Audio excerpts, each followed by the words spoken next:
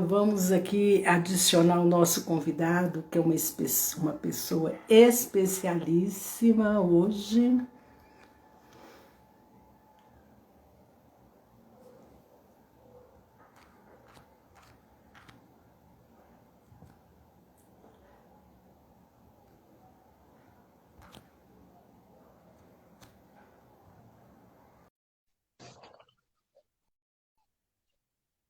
E aí, Igor, tudo bom? Oi, Igor? Cleiton, boa noite. Olá, Tudo tudo bem? jóia, Igor? Tudo Então, esperei ótimo. você chegar para te apresentar, tá, Igor? Falei só que você é Ah, uma que pessoa ótimo. especialíssima.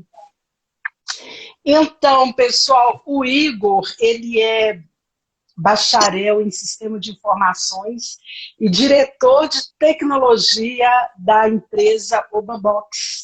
É um prazer muito grande te ter aqui, Igor, para a gente conversar e contar para as pessoas dessa sua trajetória tão bacana e transformadora, não é isso?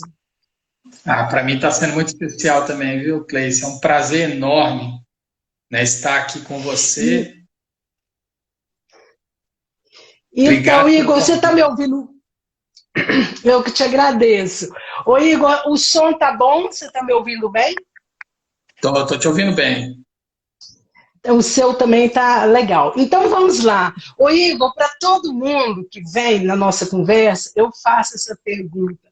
Qual que foi a sessão mais impactante para você? Eu só quero ressaltar, Igor, que você já está numa outra fase, né? Primeiro você fez o processo da terapia sistêmica ou coach sistêmico, né? Que são 6 sessões, ficou um tempo e agora, pela segunda vez, você volta já sendo patrocinado pelo Obabox, né? Porque o presidente, diretor, o Carlos Eduardo, tem uma visão estratégica muito bacana e resolveu investir nos gestores através do pós-coach. E nós já finalizamos também essa, essa essa fase, né, do pós-coach. E aí, ô Igor, você consegue ver, quer falar da sessão mais impactante da primeira fase ou da segunda fase, ou de forma geral? Fica à vontade.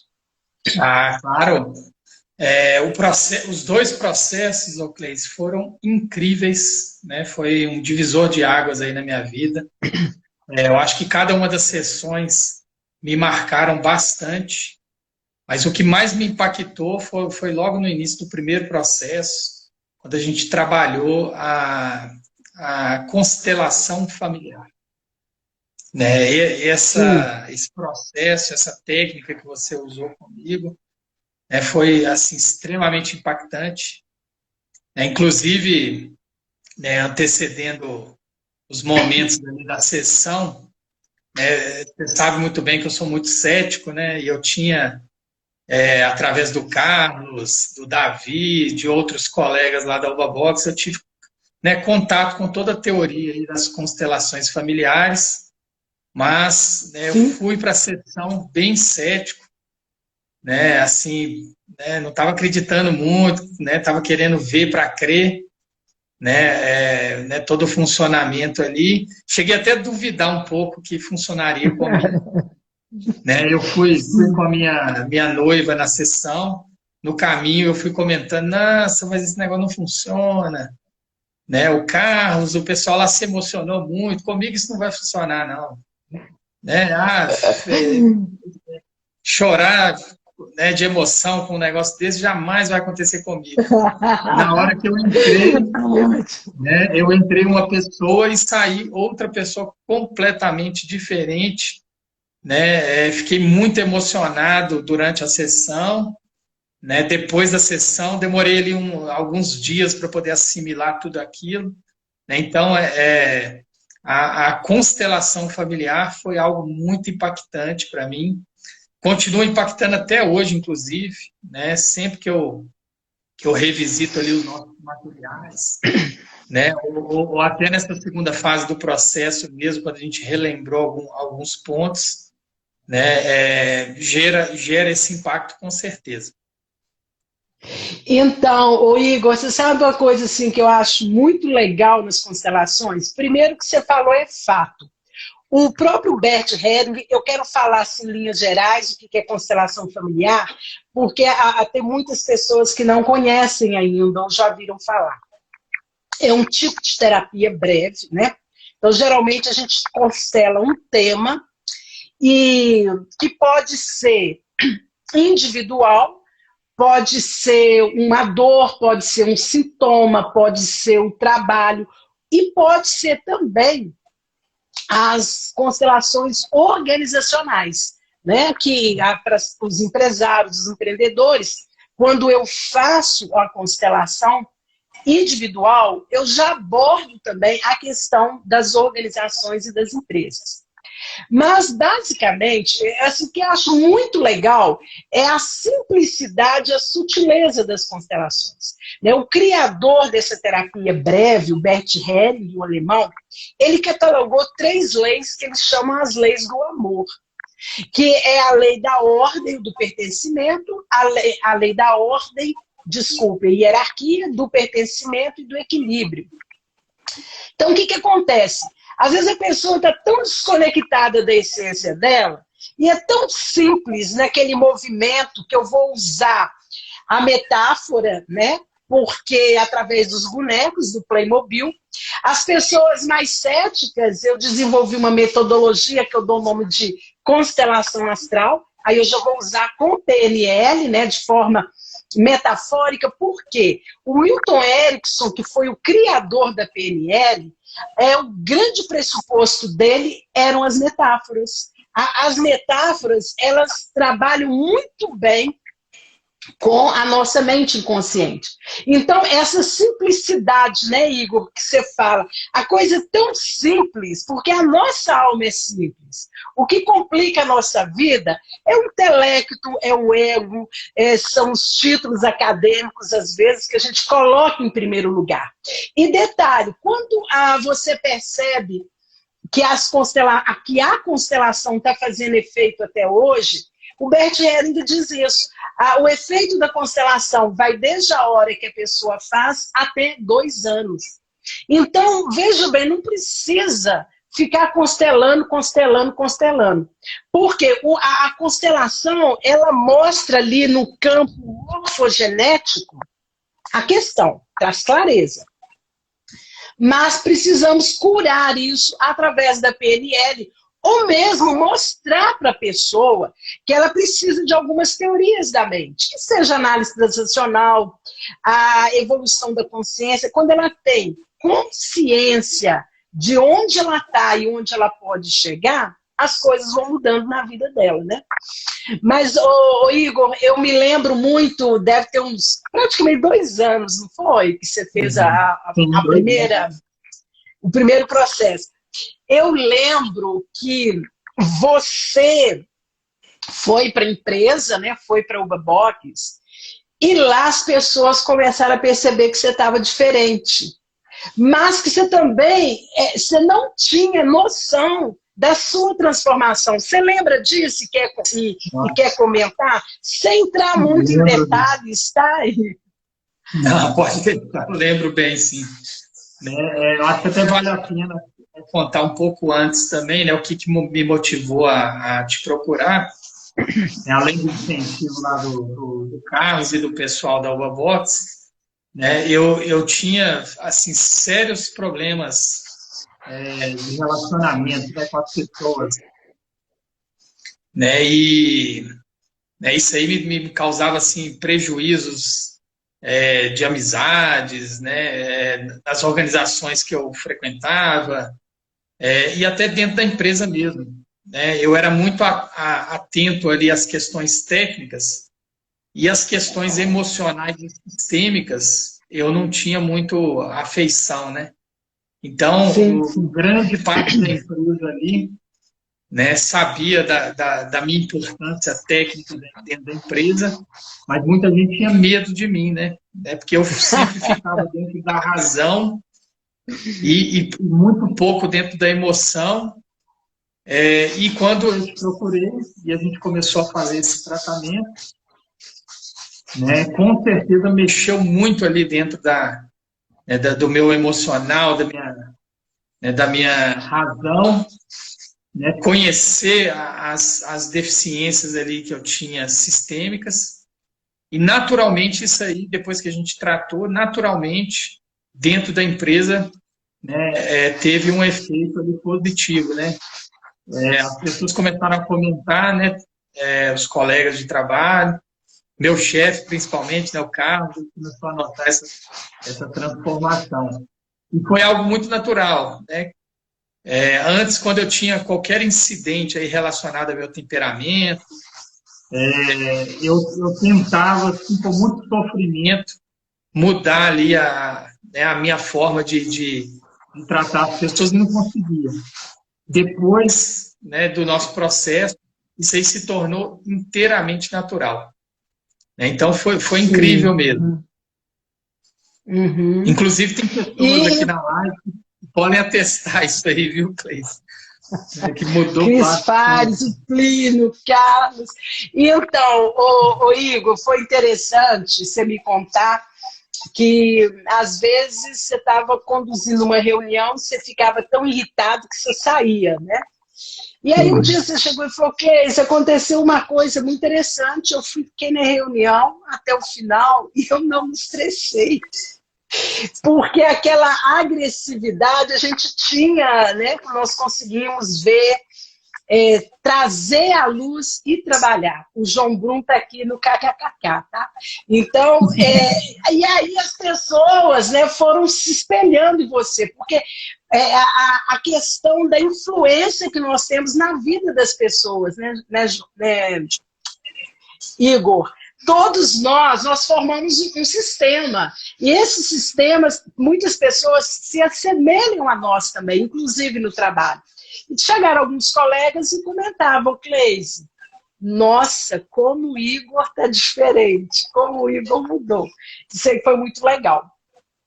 E uma coisa interessante, né, Igor, depois que você busca o entendimento, faz a ressignificação, muitas coisas estão lá na sua criança, né, que eu chamo de criança interior, você ressignifica, manda o comando para sua mente consciente, pronto, você resolve a questão, né? A gente chama da cura da criança interior. E aí foi passando, e você quer comentar mais alguma coisa da primeira fase, ou nós podemos passar para a segunda fase? O que você acha? Nossa, tem algumas experiências na primeira fase que foram impactantes também, estão relacionadas ao que você comentou, né?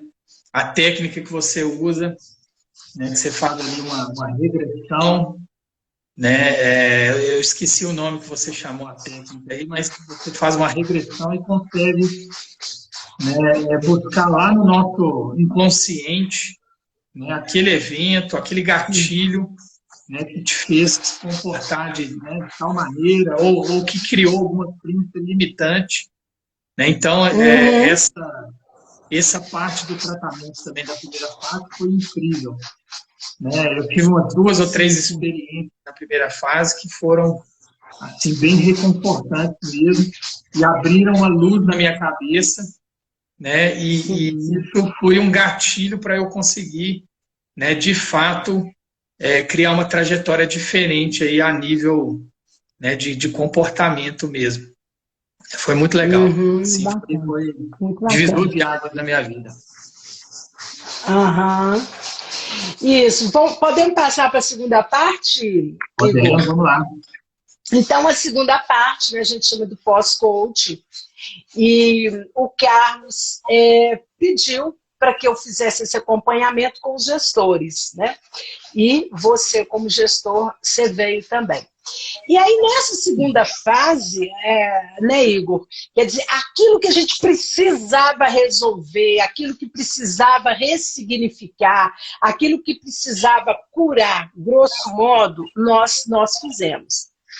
E na segunda fase, o que você acha que foi mais importante ou mais interessante? Porque eu também tenho uma minha percepção que eu quero ver que se bate com a sua. Porque muitas vezes meu cliente, paciente, para ele uma coisa foi impactante E para mim foi outra, né? Porque eu estou de fora. Então eu consigo ver a pessoa num todo, dentro dos comportamentos e atitudes dela, pessoais, emocionais e profissionais. O que você acha aí na segunda fase do pós-coaching, embora você já tivesse trabalhado todos os pilares, né, da PNL, da constelação sistêmica, o que você achou que foi mais diferente? Legal. Eu acho que até o tema da nossa live hoje, né, que é as crenças limitantes, né, vai dentro disso aí, que na primeira fase a gente tratou bastante a minha agressividade, né, a questão emocional, então aquela raiva que às vezes eu sentia, ou aquela necessidade de manter a retidão ou a assertividade, a gente tratou na primeira fase. Na segunda, apesar, né, da gente ter amenizado toda essa questão na primeira, eu ainda tinha dentro de mim a crença limitante de que eu não sei lidar com pessoas. E foi isso que a gente tratou agora na segunda fase, que foi incrível também. Dentro de todas as sessões, a gente tratou um nível, né, dessa crença limitante, e a gente foi buscando ali e achando, né, questões que estavam no meu subconsciente aí, e que, né, de fato, atrapalhavam o meu desenvolvimento e até mesmo o desenvolvimento da nossa organização lá. Então, depois de todas essas sessões, na segunda fase, eu ressignifiquei, né, e hoje, né, eu posso dizer que eu sei lidar com pessoas, né, e manter a assertividade. Né? Eu não preciso mais focar na assertividade, né, deixar de ser assertivo para, às vezes, ficar bem com o pessoal, ou simplesmente focar só na assertividade e ignorar, né, as pessoas ali que estão em torno daquilo ali. Então, é possível lidar bem com as pessoas sendo assertivo. Sim, eu gostaria, Igor, quero comentar muito sobre isso, mas falar o que é assertividade. Né? Essa palavra é com 2 S's. A pessoa ela pode e deve ser assertiva sem ser agressiva. A assertividade é quando a pessoa volta para o poder pessoal dela. O que é esse poder pessoal? Ela sabe o que ela gosta, o que ela não gosta, o que a incomoda, o que traz prazer para ela. Então, quando você é assertivo, você resgata o seu respeito e amor próprio. Porque muitas vezes você não quer ser assertivo porque você acha que você está incomodando alguém. Ou então não vou ser assertivo porque eu vou desagradar alguém. E aí você fica aquela pessoa meio que, usando uma metáfora aqui, em cima do muro. Você não fala nem que sim, nem que não. Então, assertivo é quando você dá conta de falar, olha, eu não gostei disso, de forma racional, usando muita linguagem do adulto, que é lá de análise transacional, né? Você não precisa ser assertivo, xingando o outro, falando que ele está errado, sendo intransigente. Quando você é assertivo, você vai voltar para a sua personalidade e entender qual é a sua realidade. Quando a pessoa não é assertiva, ela pode desenvolver 3 características. Ela pode ser salvador, perseguidor ou vítima. O que é um salvador? Vê se vocês aí conhecem algum. Salvador é aquela pessoa que se acha insubstituível. Ela pensa assim, só eu sei fazer. Se eu entrar de férias, ninguém vai fazer o que eu faço. É uma pessoa que leva muito trabalho do outro para ela fazer, porque só ela que sabe. Às vezes ela tem uma senha tal, e se ela está de férias, estou pensando antes da pandemia, ela está de férias, ela não passa para ninguém também, porque só ela sabe fazer aquele trabalho. Né? São os insubstituíveis. O salvador, ele tem essa característica de se sentir sobrecarregado, porque ele quer salvar todo mundo, ele quer fazer pelas pessoas. Um outro perfil é o perfil do perseguidor. Quem que é o perseguidor? É aquela pessoa que persegue primeiro a si mesmo, com críticas corrosivas, né? É uma pessoa muito perfeccionista, ela vê defeito em tudo. Sabe aquela pessoa que está tomando um cafezinho com você, fala, tá gostoso, mas está frio? Ou tá gostoso, mas está fraco? Ela sempre vê, ela se mostra uma apresentação para ela, ela gostou, fala, mas essa fonte não ficou legal, essa cor podia mudar. Então, é uma pessoa que antes de perseguir o outro com críticas, primeiro ela se auto-persegue, né? Ela tem mania de perfeição. E a vítima? Vítima, aquela pessoa que está sempre dando uma de coitada. Você olha para ela, você tem dó. Ela fala que todo mundo me persegue, mas não é só nessa empresa, na outra também é assim. Me persegue porque eu sou desse jeito, sou assada, etc. Tal. O interessante é que a vítima, para existir, ela precisa do perseguidor. Essas duas personalidades se complementam e o perseguidor precisa de vítima. Então, quando você é assertivo, as pessoas começam a te respeitar mais, porque você se respeita. Então, você vai falar alguma coisa? Por exemplo, eu estava na fila na Drogaria Araújo para ser vacinada contra a gripe. E aí, atrás de mim, tinha uma senhora muito indignada com a vacina. E eu grata com a vacina. E ela falava, e aí ela teve ressonância, porque ela estava perseguindo alguém, né? Tinha alguém para perseguir. Ela falou, eu só vou tomar essa droga porque a minha família me pediu. E eu estava tão grata pela oportunidade que eu estava de estar recebendo aquela vacina. Então, olha um ponto de vista diferente. Comigo, ela não teve ressonância, porque eu fui com meu gesto, com minha postura não verbal, eu só olhei para ela, pensei, agradeci, mas com o senhor que estava atrás, ela teve ressonância, ele também estava muito revoltado com a vacina. Então, olha que paradoxo. Se eu falasse para ela, olha, peraí, eu acho que a senhora está sendo exagerada, aí ela ia bater de frente comigo. Aí ela já não ia gostar de mim, porque eu fui contra ela. Só que eu não dei margem para ela falar de alguma coisa que não era minha crença. Eu acreditava de outra forma. Então, às vezes, a pessoa faz alguma coisa com você, pode ser pessoal, pode ser lá no trabalho, e você não gostou. Outro dia eu estava atendendo uma pessoa e ele é auditivo. Eu sou visual. Então, de vez em quando, os auditivos veem que eu coloco uma musiquinha, fica uma musiquinha de fundo. Visual não percebe muito isso, não. Aí eu estou trabalhando lá com o meu cliente, ele era auditivo, a música estava perturbando. Ele virou para mim, ele foi assertivo. Com muita delicadeza, ele falou comigo assim, ô Cleise, dá para você abaixar a música um pouquinho? Aí eu desliguei. Por quê? Para ele, a música incomoda, porque eu estava conversando, a gente ia fazer um trabalho de relaxamento. Então, ele teve essa assertividade sem conhecer a teoria. Mas foi bom. Imagina se ele não fosse assertivo e pedisse para eu diminuir a música, ele ia ficar incomodado o tempo inteiro, porque o auditivo, ele é muito sensível a sons. Então, ele foi assertivo. E eu contei isso para ele, ele ficou numa alegria depois. Então, essa assertividade que nós trabalhamos, né, Igor, nessas últimas sessões aí.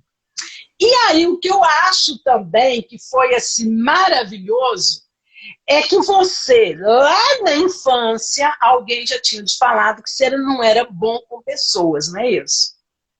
E você acreditou nisso, se achava que você não era. Só que você é muito bom com pessoas, no seu grupo de bike, nos seus projetos, nas situações que você, às vezes, até premia alguém.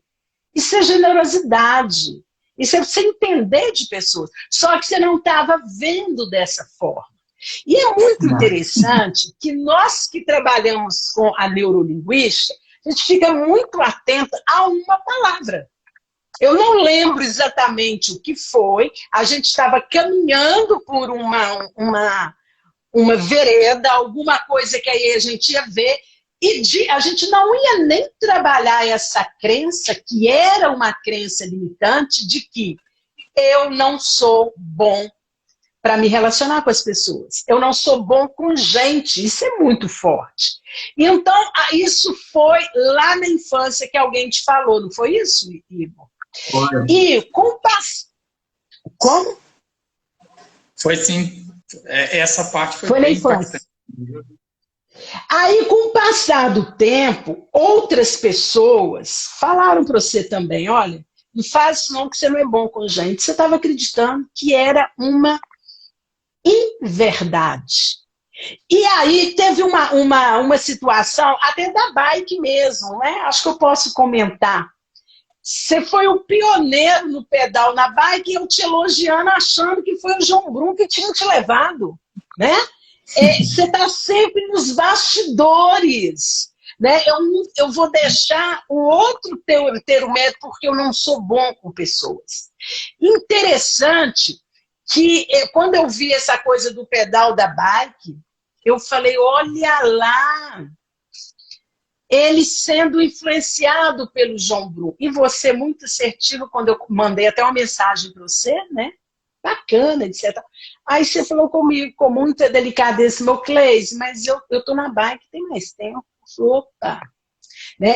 Eu não sabia dessa realidade. Então, quando você começa a treinar isso, você está treinando a sua assertividade.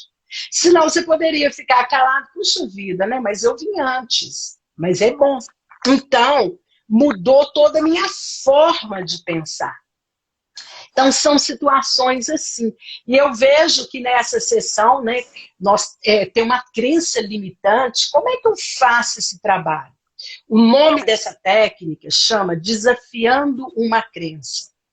Então, sua crença antiga, limitante, eu não sou bom com pessoas. Se eu penso que eu não sou bom com pessoas, eu sempre vou achar que eu não vou me relacionar bem. Mesmo que eu me relacione, eu acho que eu não me relaciono bem. E aí eu perguntei para você, desde quando você acredita nisso? Há muitos anos. Aí fomos lá na infância e verificamos e ressignificamos. Eu lembro que né, eu imaginava que era algo bem recente, né? De 20 anos atrás. Quando a gente foi ver, era algo, né, de 30 anos atrás, né, quando eu tinha 7 anos, mais ou menos. Então foi muito, muito legal. E eu vim carregando mesmo isso aí a minha vida inteira.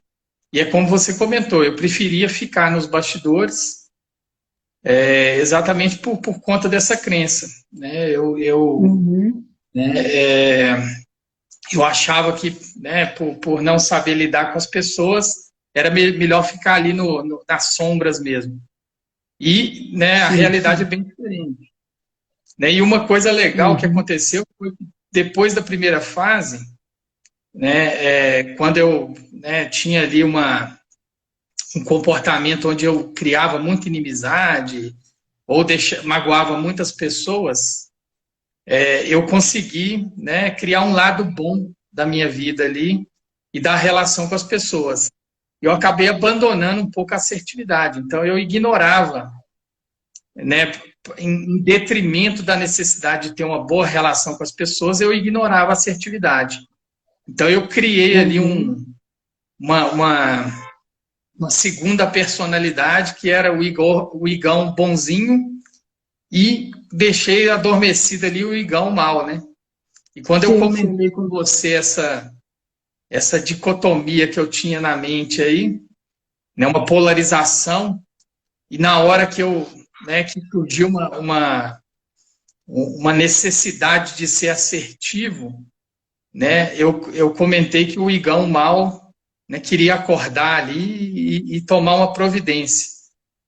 E durante as nossas sessões a gente, né, percebeu, né, que essa polarização aí seria negativa, porque não existe um Igor mal ou um Igor bonzinho, né? Existe um Igor apenas, né? Só que em dados momentos aí eu vou precisar ser assertivo, pensando nas pessoas, né, tomando, né, os cuidados para não magoar ninguém, mas não deixar de cumprir a minha missão, né, de resolver as questões que eu tenho responsabilidade.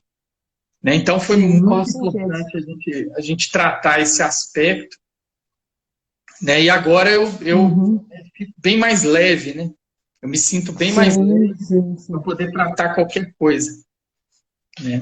Ô Igor, e você lembra como que ficou sua crença empoderada de eu não sou bom para lidar com as pessoas? Como é que ela ficou? Você lembra? Não, eu sou bom em lidar com as pessoas e ser assertivo. Sendo assertivo. Isso. Então, olha o que a gente fez. Nós fomos lá na origem, na infância, desde 7 anos, de falar que você não era bom, que para mexer com as pessoas, porque se apelava, se era isso, era aquilo. Ok.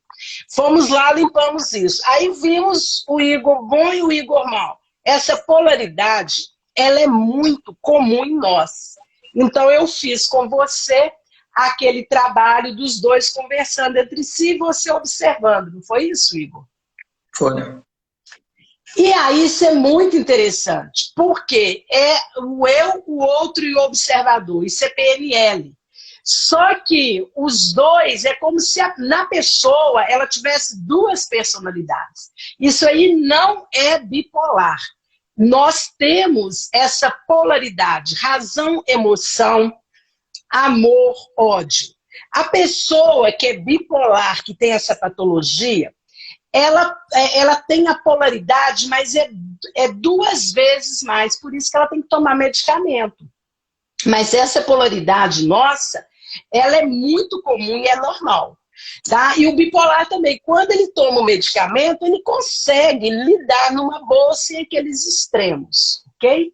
Então, o que acontece? Muitas vezes, no seu dia a dia mesmo, tem alguma coisa que você sabe como resolver essa situação de forma racional.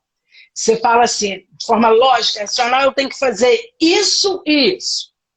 Mas, emocionalmente, você não consegue. Um exemplo clássico, relacionamento a dois. Se está lá um namorado que não está legal com a namorada, ou marido com mulher e vice-versa, a pessoa que está fora do relacionamento, ela fala com a amiga assim, por que você não é com esse homem? Separa dele. Olha o que ele faz com você. Ela fala, também acho isso. Mas ela não consegue separar. Por quê? Ela tem vantagens secundárias que são emocionais.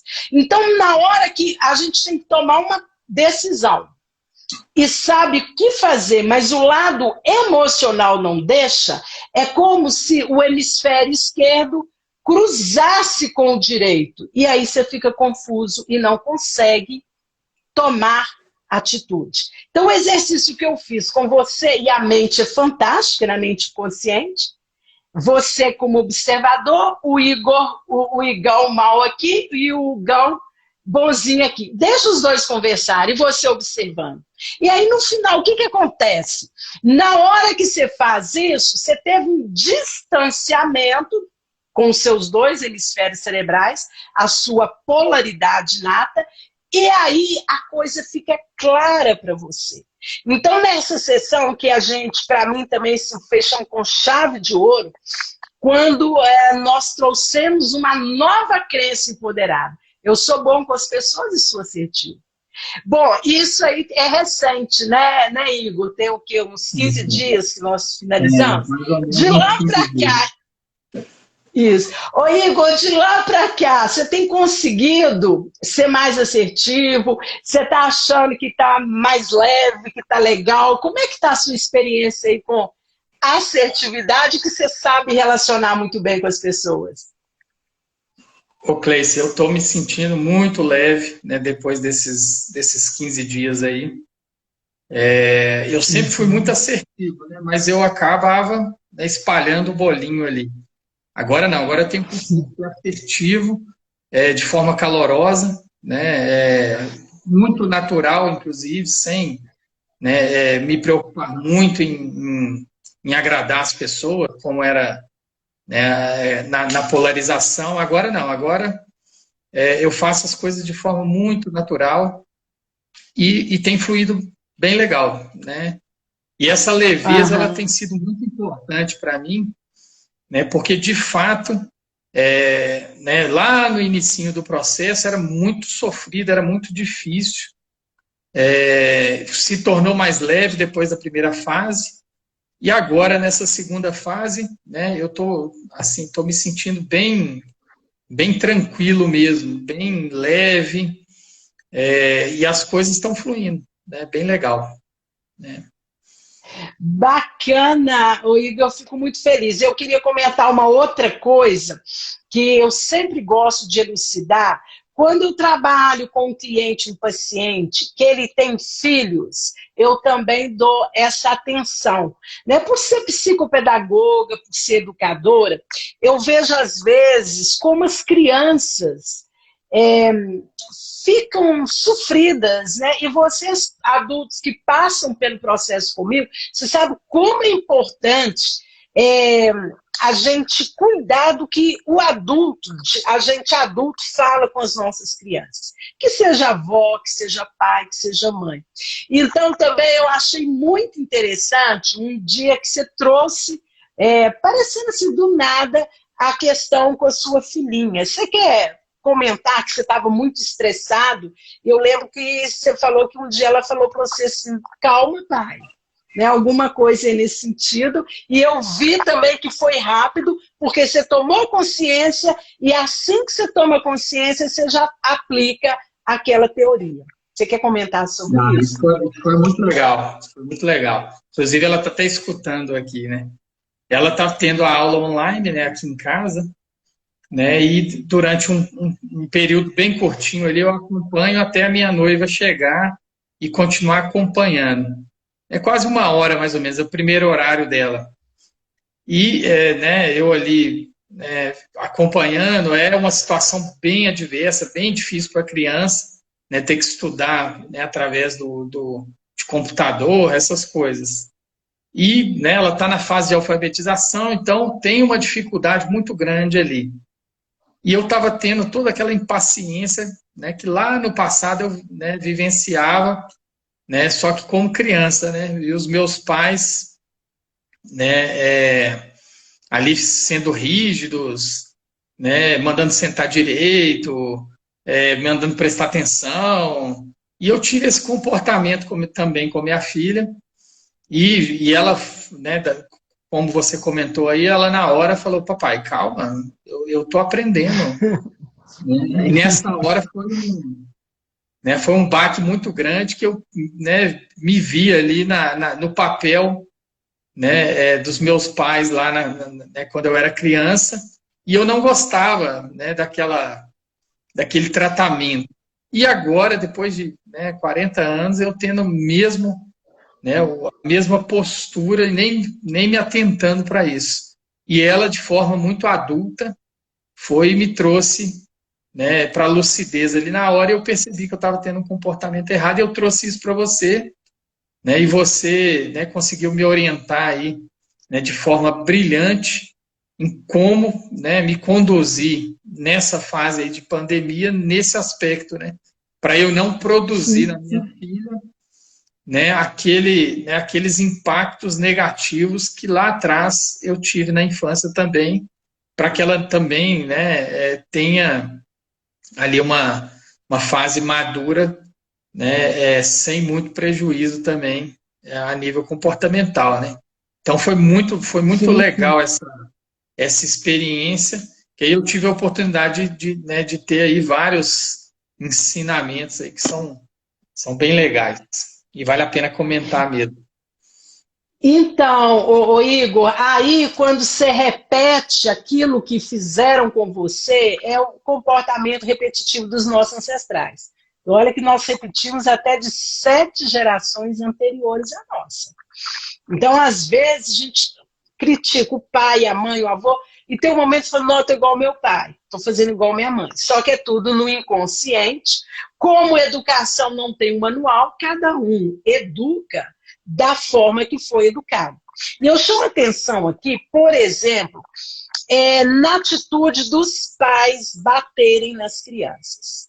Eu sou super contra. Às vezes a pessoa, o adulto, fala assim, olha, mas eu tenho essa personalidade de hoje, porque aos 7 anos eu ganhei uma surra do meu pai. Essa surra dói em você até hoje, adulto. Ninguém gosta de apanhar. Então, quando você tem uma estratégia de conversar com as crianças, isso aí é análise transacional, mesmo criança, você vai usar uma linguagem de adulto. Não precisa usar uma linguagem de pai, que é inflexível, que fala assim, você não deu conta da lição, você não vai dar nada na vida, você é si mesmo, você é responsável. Se o filho é sinestésico, é mais lento, e o pai é agitado, é visual, você puxou lá meu sogro, seu avô, você é lerdo, e começa a encher a criança de rótulos. Então, grande parte dos traumas e fobias dos adultos estão lá na criança, de 0 a 7 anos. Às vezes tem situações que foi na vida intrauterina e tem situações que eles foram percebendo na forma como eles foram educados. Eu estou falando isso, Igor, mas não quer dizer que a gente deva julgar os pais porque eles fazem de forma errada. Eles fazem aquilo que eles receberam. Mas nós que já temos esse desenvolvimento, nós podemos ser multiplicadores disso daí. Então, quando você conversa, quando a sua filha fala para você, calma, pai, ela te trouxe do pai para o adulto. E quando eu te mostrei isso, né, porque momento de pandemia não é momento de pensar em perder ano letivo, é momento de você agradecer, porque nós somos sobreviventes a essa pandemia. Não é momento de pensar em ter um ano letivo regular, ele foi perdido mesmo. Não tem como. Eu fico percebendo e tenho amigas educadoras de escola pública onde é inviável dar prosseguimento, que o aluno vai ter a aula online pelo celular do pai e da mãe que trabalha o dia todo. Então, assim, é uma situação surreal. Lógico que não foi o seu caso, mas exigir nesse momento para uma criança de 6, 8, 10 anos, ou mesmo adolescentes. Então, eu tenho orientado dessa forma.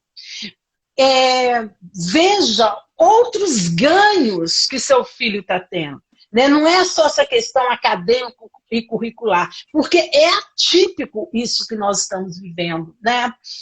Igor, e quando as coisas vão acontecendo, os pais estão mais impacientes, porque os meninos estão em casa e tem essas aulas online, e às vezes ele não dá conta de acompanhar o filho, é importante que os pais entrem num nível de estresse tão grande que vem tudo pro irracional, inconsciente.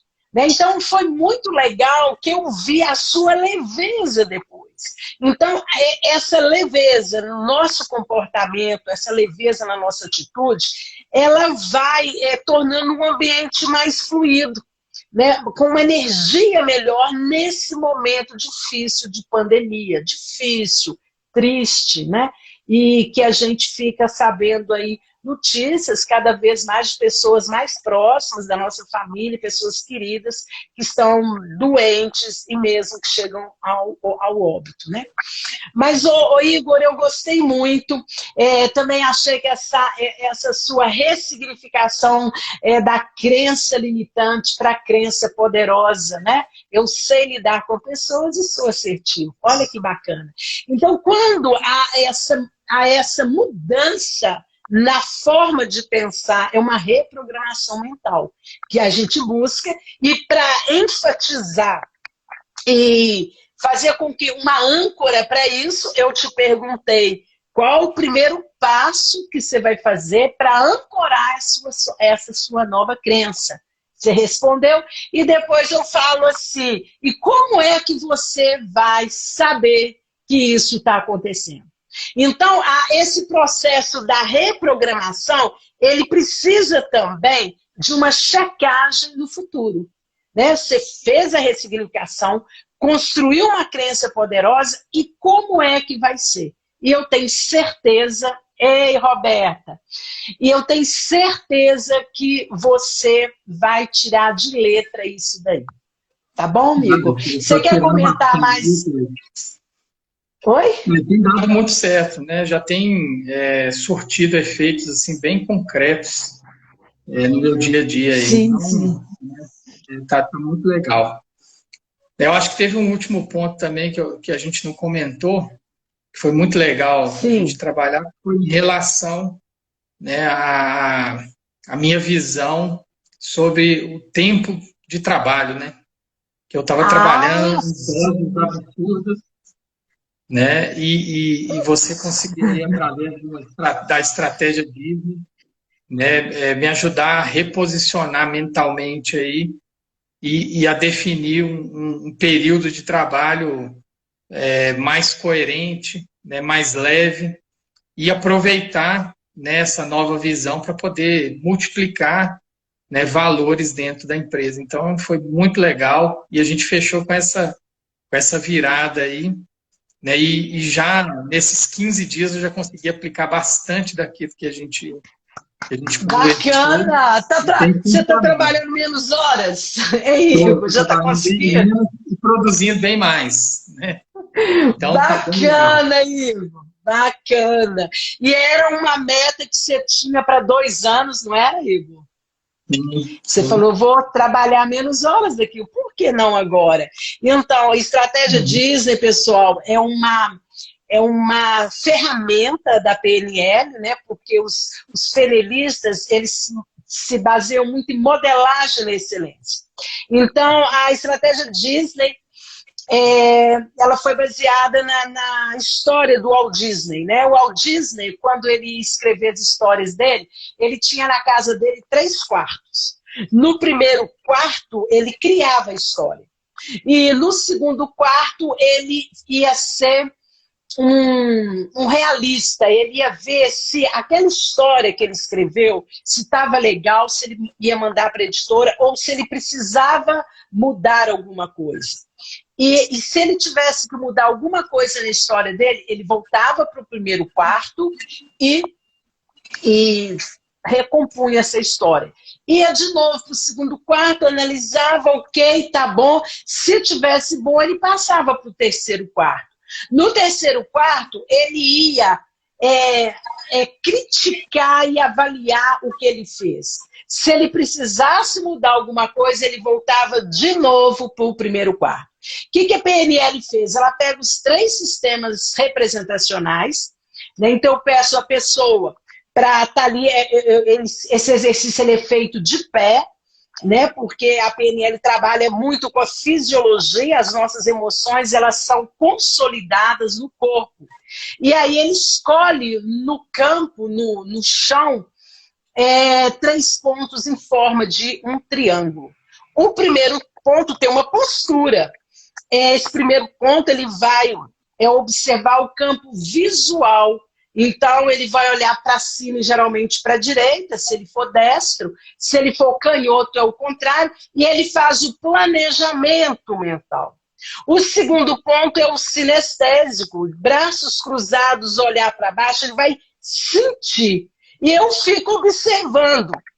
Às vezes, quando a pessoa está no segundo ponto, eu já vi que ela tem que voltar para o primeiro. Né? Porque ela tem uma insatisfação. Às vezes, o que ela traçou ali, ela precisa tirar alguma coisa, ela precisa acrescentar. Ela volta para o primeiro ponto. Aí, refez.